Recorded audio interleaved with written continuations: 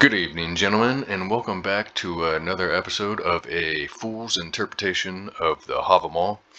As always, I am your host, Robert the Fool, and today we will be getting into stanzas 69, 70, 71, and 72 out of Jackson Crawford's The Wanderer's Havamal. Now, I haven't made a video in a couple of days, because when I do this before, when I'm trying to figure out what I think about these stanzas, I really like to dig into the etymology of a word, especially to understand how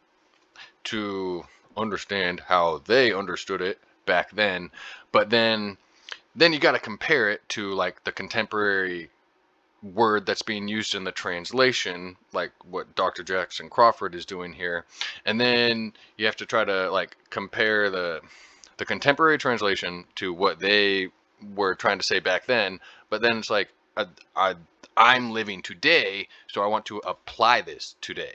And stanza 69 here was always something, I mean, for the past 15 17 years or whatever, it has always it's been one of those ones that kind of trips me up with what I think it means because of this word wretched. Now, I'm going to read the stanza, and then after it, before I talk about what it means, I'm going to show you the process that I use to go through figuring out how to decipher what a stanza means for myself. Because even though I like listening to studied people, people with degrees, blah, blah, blah. Like I've said before, guys like the dude that does the channel Survive the Jive. Really love his channel. But I guarantee, well, I mean, I don't guarantee. I mean, I know from watching basically all of his videos over the years. And then, like I have disagreements with him on how he portrays the meaning of some things, because and then that's where I say your degree doesn't matter, because this is a practiced religion. I don't need a degree to practice the religion correctly, nor do I need a degree to understand the morals being told to me in the sagas or the poems, or in the stanzas of the Havamal. And for some reason, I think people get hung up on whether or not you have a degree, especially in this religion, and thinking, oh, I don't want to listen to that person talk about the Norse religion because they don't even have a degree. They're not a historian. They're not an anthropologist. Well, they don't even know what they're talking about. Fuck you, bro. Literally, go suck a dick. This is my religion. I don't need a degree or some dumb shit to practice it. Like, go fuck off with that dumb shit. So, no one is totally wretched, even if his health is bad. Some find happiness in their health. Oh my God. No one is totally wretched, even if his health is bad. Some find happiness in their children, some in their kin, some in their money, some in work well done. And you're like, what does that mean? Blah, blah, blah. But for me, what used to really hold me up is this word wretched, because then it's like, even if his health is bad. And so then I'm like, well, okay, what do you mean by wretched? Because if they're doing if they might be doing all these other things, like happiness in their children, so maybe they treat their kids good, in their kin, okay, so they treat their family and friends good, and their money, okay, I guess they're just making a bunch of money. Maybe they could be pieces of shit to their children and to their family and friends, but they got a bunch of money. And if you're making a bunch of money, that probably means you're doing your work as well. So then maybe they might be doing these two, but then these two, the children and your family and friends, they're treating like shit. So wretched, but where does this wretched come in? And even if his health is bad, so you can have bad health and still not be wretched. I don't know. It just used to like kind of confuse me. So then I go over to this is one of the books that I use to understand the language. And so then you go up and you look up the word in um, the Old Norse word vesal, that is Jackson Crawford is translating into wretched. It's an adjective: pathetic, miserable, wretched. And I'm like, okay, all right. And this is a beginner's book for learning the Old Norse runes and blah blah blah. And so I'm like, but that doesn't really tell me very much. But so then I have this other book. Now this book is a dictionary. Says it right there. And when it gives you a definition of a word, it goes into it a lot more in depth. So here's a word, vesal, and that's how you pronounce it, vesal. I mean, I don't have an accent when I say it, but how you say it is vesal, vesal. And so it's an adjective. It's the feminine, vesal or vesal. I don't know how to pronounce those, but the forms vary, being contracted or uncontracted, vesler, etc., as well as vesseler, etc. Whence, lastly, the ae, so vesaler. I'm not exactly sure, but and then it gives all these other iterations of the words and it talks about, you get down to the etymology of the word. The origin of vesal is dubious. The radical s is against derivation from the root of the word berry. I don't know, there's two r's, so maybe there's a trill. And the Gothic word, like, some of this shit goes over my head because I don't know the entire history of everything that this is talking about. But and it says, the true etymology, we believe, is that vesal stands for usal, being derived from the preposition or in its ancient form us, Gothic us, isel. This etymology is confirmed by form and sense alike. So basically, then get down to usages. So this whole part is telling you about the history of the word. Pause the video, read it, and then look up this shit to figure it out for yourself. And then, get down into usages. So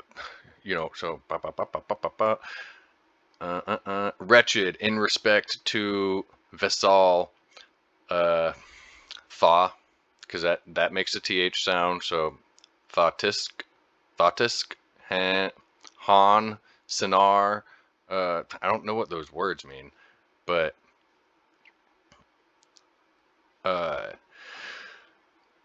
basically, when it's talking about this word, it just means, it's a longer explanation of meaning pathetic, measurable, basically wretched. And so, like, okay, well, it really doesn't because I'm like trying to figure out, how is this word wretched being used in this stanza? So, no one is totally wretched, even if their health is bad. Some find happiness in their children, some in their kin, some in their money, some in work well done. And, this is a stanza that kind of irks me, because I feel like there are people in my life that this applies to. And then when I see that the one about children and kin aren't being taken care of, then it makes me not like this person. Like, I don't care if they make good money. I don't care if they do a good job. But if they treat their kin badly and they treat their children badly, even if they do have good health, I don't care. Like, I still think you're wretched. And I feel like some I feel like some leftoid will take this and contort it into getting people to accept keeping somebody in their life when they really shouldn't. And I mean, like say you have uh, an aunt or an uncle that treated you poorly as a child, and then all throughout your teenage years and your young adult life, you still had to suffer their you still had to suffer their company during holiday events because, you know, it's either at your parents' house or it's at your grandparents' house or some other relative. And so you don't have the say yet in exactly like making sure that they're not going to be at the event. And so then I feel like somebody will take this stanza and contort it into tricking somebody into being around a person that treats them like shit. Um, I don't think that is the meaning of this stanza at all. I've had people tell me that they think like if you got say you got a family member that's a drug addict that has stolen from people in the family multiple times, even after the family has tried to help them over and over again. Um, I don't think this stanza applies to them. Like this stanza, like I'm saying this entire time, this stanza, and like I said in like one of my last video, I'm only 37. Like I'm not some master wizard. I'm still trying to figure all this out. I've been reading these things for like the last 17, 18, 20 years, and you know, I'm never going to figure it all out. And so this stanza, honestly, is kind of one that confuses me because when I think about the wretched people in my life and how they don't find happiness or like do these things, they're not good to their kids, they're not good to their kin or whatnot. I don't really care about the money and the work well done. Yeah, you should do well. You should do your work well, but um, like this is, I don't know. I don't know where this stanza exactly fits because when I see wretched people in my life, I either try to change them, and if I can't change them, I get rid of them. So let's move on to the next stanza. 70. Better to be alive, no matter what, than dead. Only the living enjoy anything. I saw a fire burning for a rich man, and he lay dead outside the door. So this has always made me think about all of my friends that have killed themselves. And then everybody that I don't know, but my friends and family tell me they know somebody that killed themselves, right? I'm completely against suicide in all its forms. I believe that suicide is a ritualistic act to take pain away from yourself by ending your life, so you don't got to feel the pain that you're feeling anymore because you're ending your life, right? And it's a ritualistic act because you think about it, you prepare for it, and even if you don't do it in a religious sort of way, you have to plan out your suicide. Even if it's a spur of the moment suicide, like nobody just picks up a gun and shoots himself or hangs himself or whatever for no reason. Even if it's a very quick action when you kill yourself, you've obviously been thinking about it multiple times in the past before that moment when you did it. So it's a very thought out thing that happens. It's not necessarily a thought out process, but you've definitely thought about it before you've done it, even if you do it in a very quick way. But most of the time people don't do it in a quick way. And so the reason that I'm against it is because, like I said, it's a ritualistic act to take your pain away from yourself by killing yourself. But what that does is takes that pain, removes it from you, because now you're dead and your body isn't feeling it, and it sends it off to all your family and friends. And when it does that, it multiplies. And and then they they feel what you were feeling, but it's like a but I assume it's like a times 10. Like so I mean, because I got friends that have killed themselves, and you know, we all knew exactly what was going on, and you know, it wasn't that bad, and the fact that they killed themselves is worse for us than the bullshit they were going through. um I am not the one being selfish for saying I wish my friend didn't kill himself. My friend is the selfish one for killing himself, because even after talking to all of us and all of us knowing exactly what's going on and all of us being there for him whenever, blah, blah, blah, he still decided to kill himself. So that's on him. And then like this whole this whole part about I saw a fire burning for a rich man.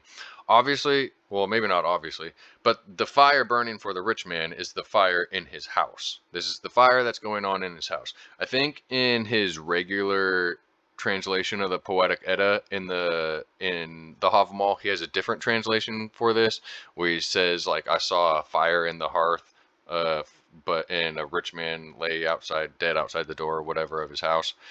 Um, but so the fire is burning for the rich man in his house, but the man lay dead outside the door. So obviously, maybe he took a step outside the door and died of a heart attack.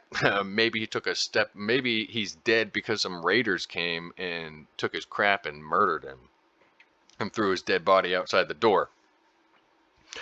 Uh, but what it what this sentence in the stanza is talking about is like, it's better to be alive because like he can't enjoy any of his stuff for like being a rich man, and one way or another he's dead, and now there's all this stuff. And this goes back to, well, this will get into stanza 72 of why it's like the man in stanza 70 doesn't seem like he ever had a son, like what it's going to talk about in 72. But let's move on to 71. A limping man can ride a horse. A handless man can herd. A deaf man can fight and win. It's better even to be blind than fuel for the funeral pyre. What can a dead man do? Exactly. What can a dead man do? A dead man can't do nothing except be grieved for. All a dead man's gonna do is cause grief and pain for his family.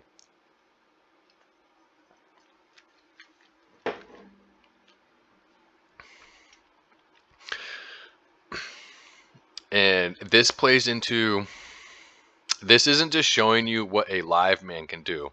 This is showing you not to, this stanza is, if you read in between the lines, is telling you you shouldn't take any of your physical faults that you have in your body, or like on your body or whatever, that might be out of your control or because of something you did through some stupid action. You don't let those make you depressed and prevent you from living your life the way that you should. Because even if you had an accident and lost your hand, you can, you know, you're not really going to go out and herd any goats or cows or anything. You can still drive. A lot of semi trucks now are automatic, so you could drive a truck. You know, a deaf man can fight and win. Well, you know, not very many of us are going off to fight. And actually, if you're deaf, you ain't going to be joining the military today. You could go do some UFC or something. But a deaf man fighting and winning, bro, deaf people have jobs. Like, they're like, just deaf people do normal shit all the time. Yeah, like having a disability from being deaf doesn't really disable you that much, you know.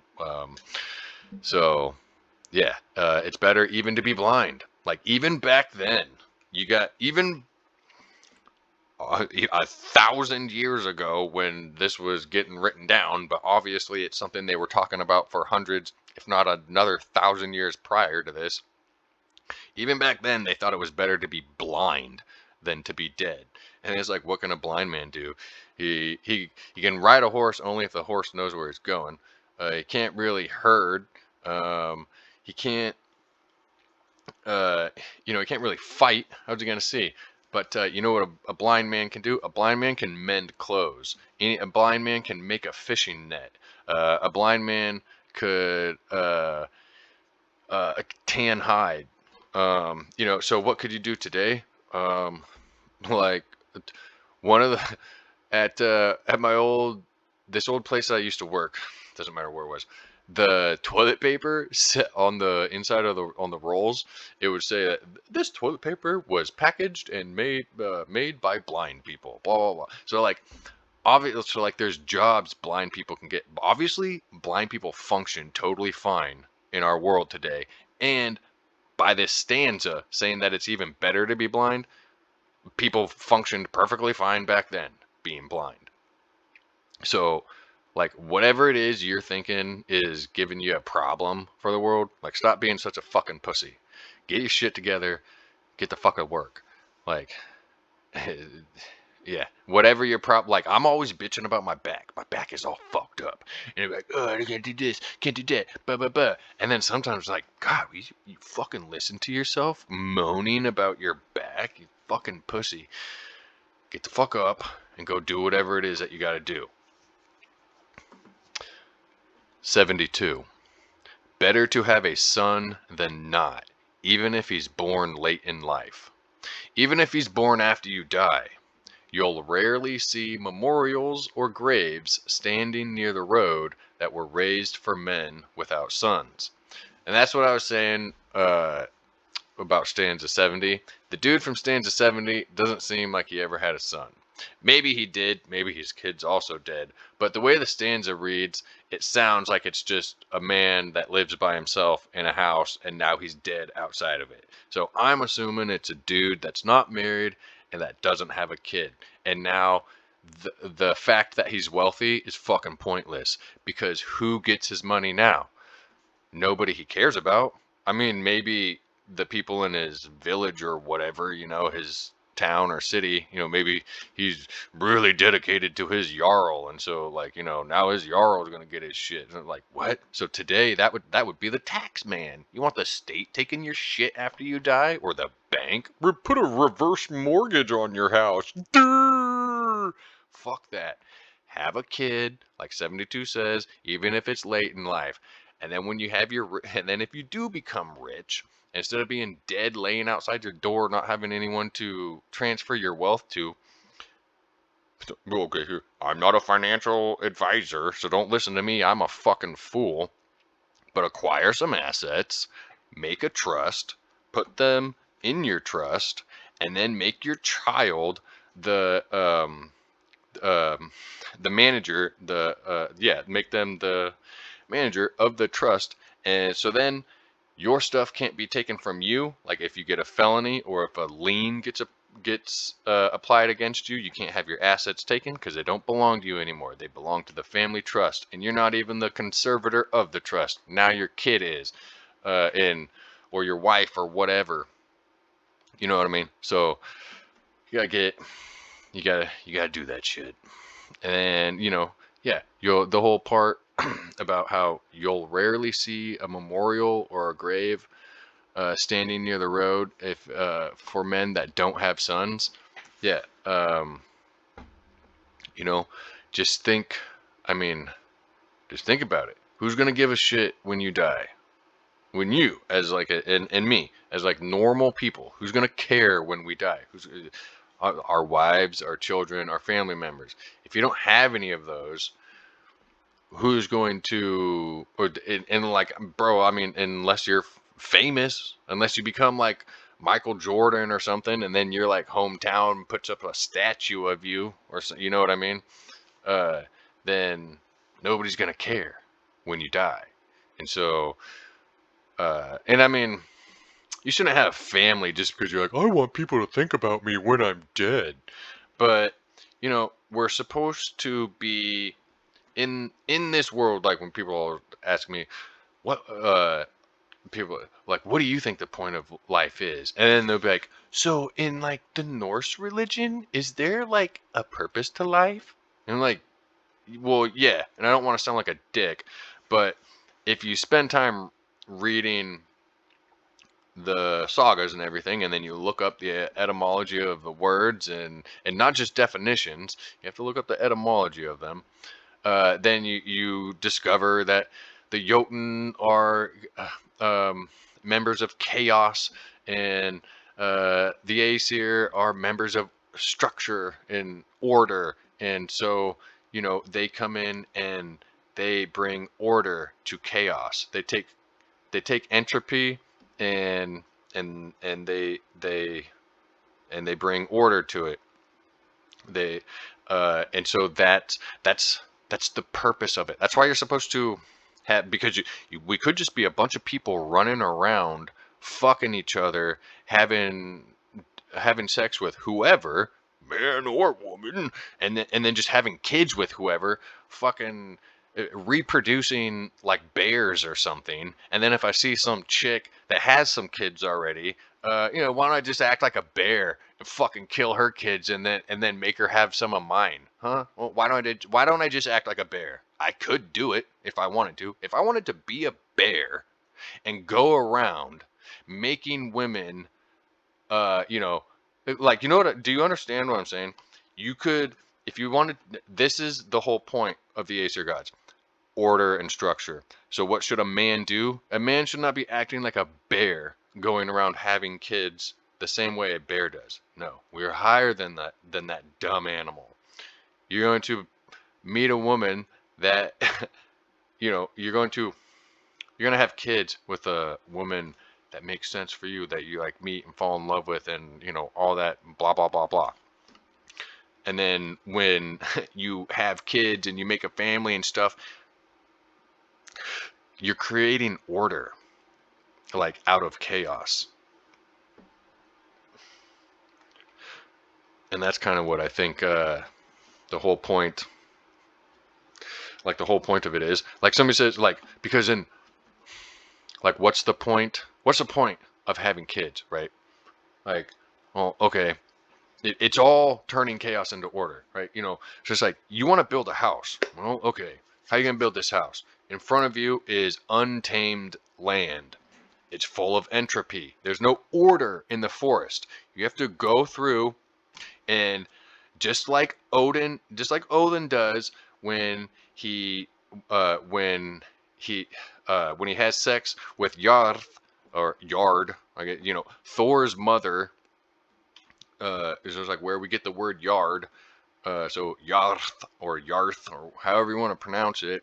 I don't really care, because I'm in the Pacific Northwest, so I'm not going to pronounce it like a Scandinavian or an Icelander. I'm going to pronounce it like an American, and like, this is my dialect. And so he brings order to Yard by mating with her, and he produces Thor. And then Thor, he doesn't like oath breaking and lying and all that good stuff, right? So you want to build a house. That is what Odin did. Like, you have to conquer the Yard.